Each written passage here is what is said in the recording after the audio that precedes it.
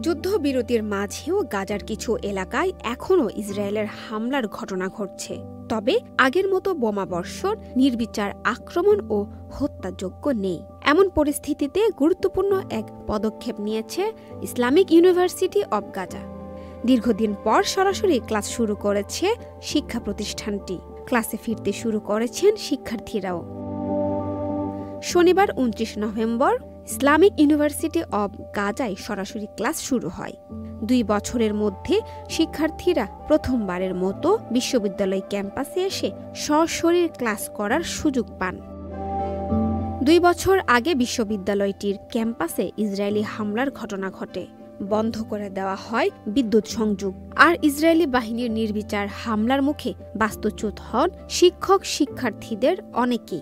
এসব কারণে শিক্ষা প্রতিষ্ঠানটি সরাসরি ক্লাস নেওয়া বন্ধ করতে বাধ্য হয়। এখন ইসরায়েলি বিমান হামলায় ধ্বংস হওয়া ভবনের ধ্বংসস্তূপ আংশিক সরিয়ে ক্লাস নেওয়ার ব্যবস্থা করা হয়েছে।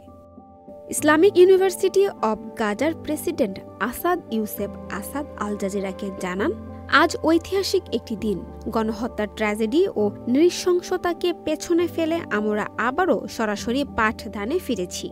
শনিবার ঔষধ ও স্বাস্থ্য বিজ্ঞান অনুষদের বড় সংখ্যক শিক্ষার্থী ক্লাসে ফিরেছেন।